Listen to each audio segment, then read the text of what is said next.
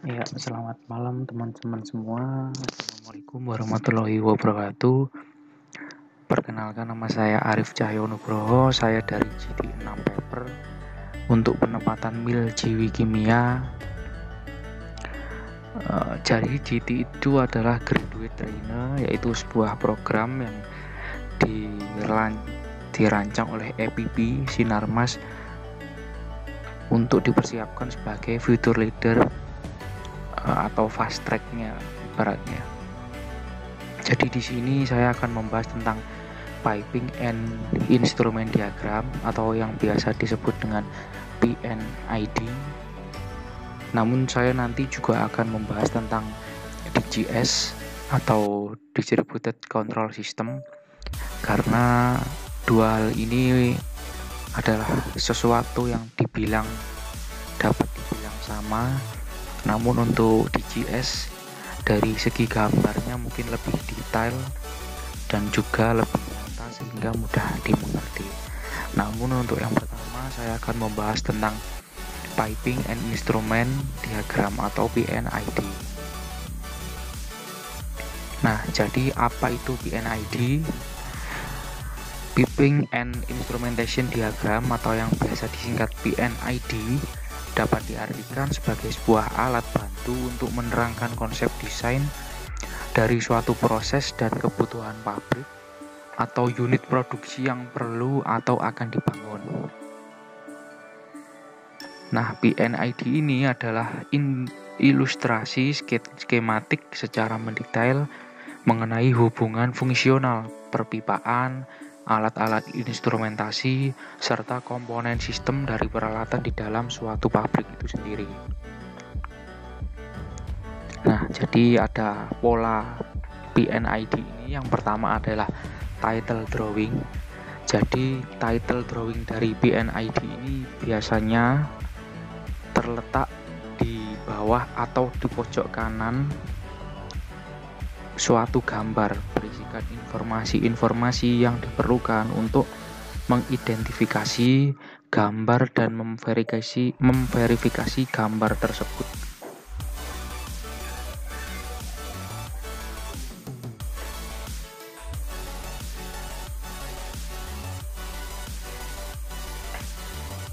Nah, ini adalah contoh dari title drawing dari PNID. Bisa teman-teman perhatikan, jadi di dalam sebuah title drawing PNID ini mengandung bermacam-macam isi. Jadi di antaranya adalah nama project atau nama perusahaan, kemudian ada nama area atau proses area, kemudian ada tipe drawing, nama detail drawing, pembuat drawing, dan juga approval, dan juga ada dari nomor drawing dan nomor revisi dari drawing tersebut. Yang selanjutnya pola dari PNID ini adalah legend. Jadi legend itu apa? Legend merupakan simbol-simbol PNID yang perlu diketahui adalah simbol-simbol dasar yang mewakili perpipaan atau koneksi yang biasa disebut line, kemudian unit operasi, ada juga katup atau valve, dan juga alat-alat instrumentasi lainnya. Jadi umumnya legend ini terletak di atas dari title PNID yang sebelumnya tadi sudah kita bahas.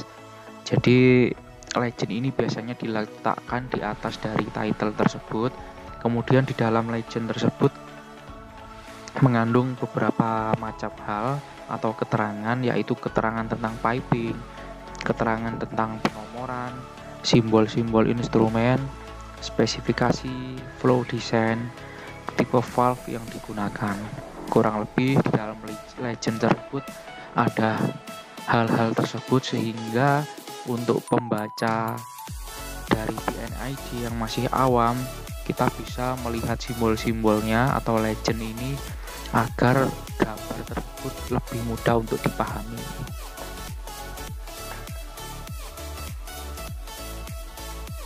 Nah, ini contoh dari PNID. Jadi ini adalah contoh gambar sederhana yang akan saya bahas secara sekilas. Jadi di dalam PNID ini bisa kita lihat dari line-nya atau main line-nya ini adalah arus yang berjalan. Bisa kita lihat ini kalau misalnya arah ke bawah berarti memang arusnya berjalan ke bawah.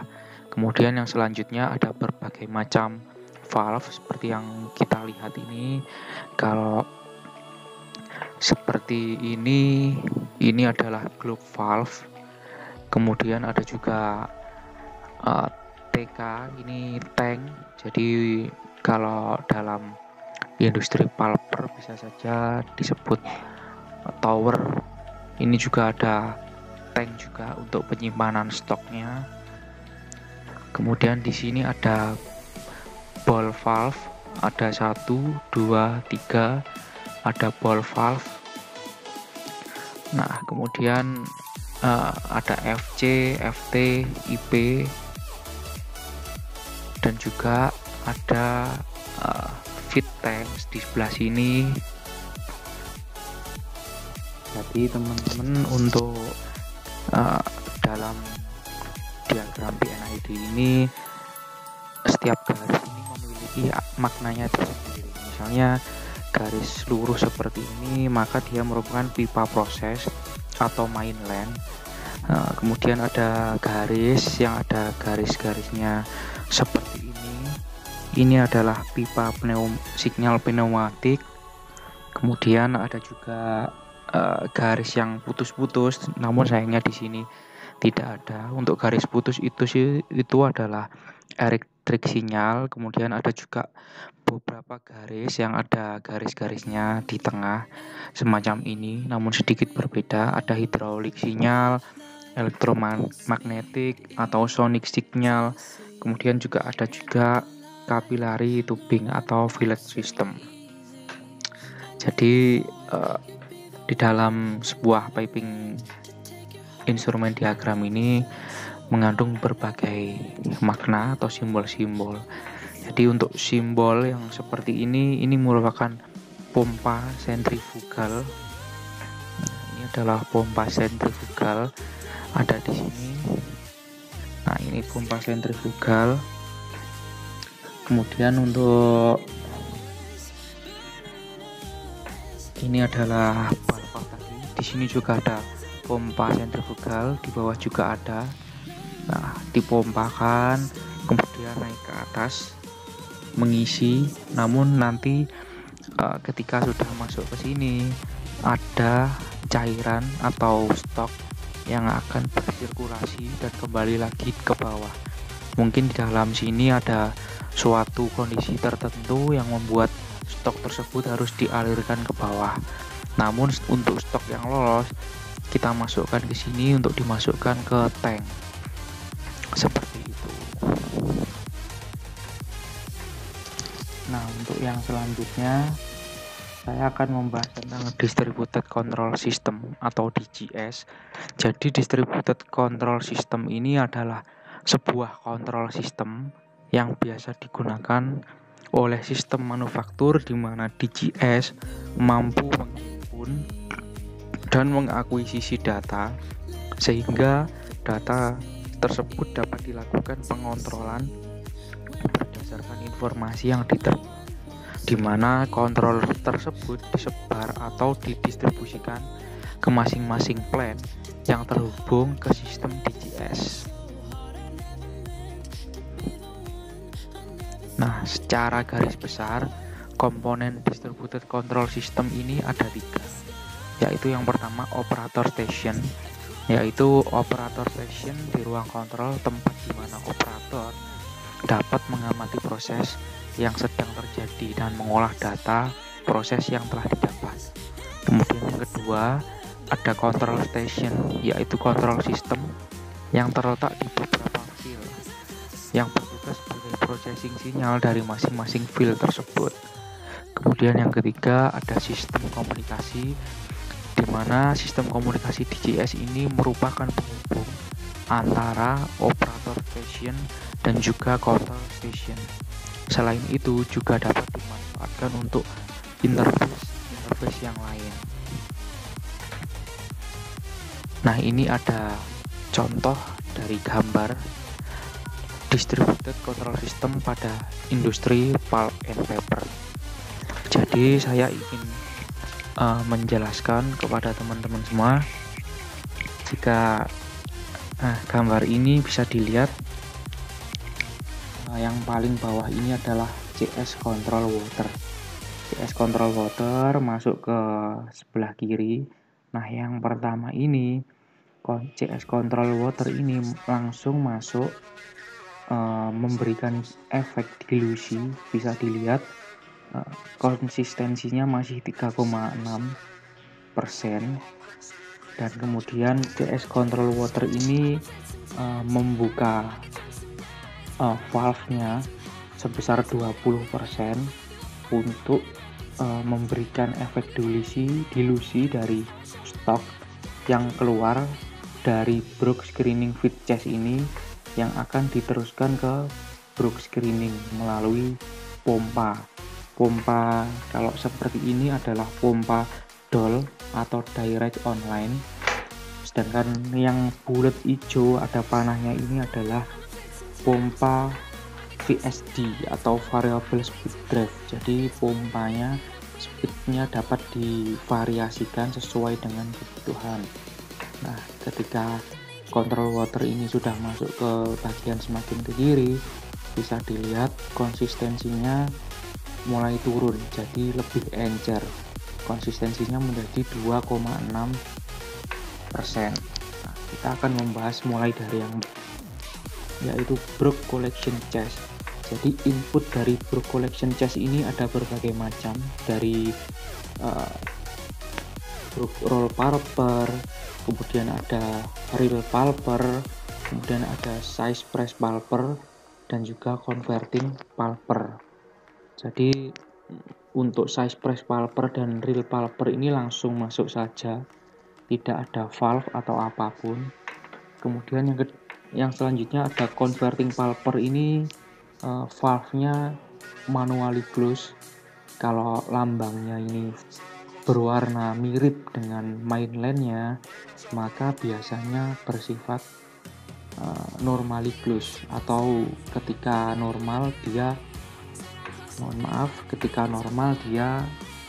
tertutup, dan ini M adalah manual.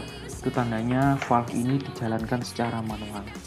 Kemudian dari brook roll pulper ini juga langsung masuk ke bawah menuju brook collection chest. Warnanya hijau ini manually open, normally open. Jadi ketika dia beroperasi, normalnya valve-nya akan masuk ke bawah. Kemudian setelah dari brook collection tersebut akan dialirkan menuju brake tower menggunakan pompa ini yang warna hijau ini.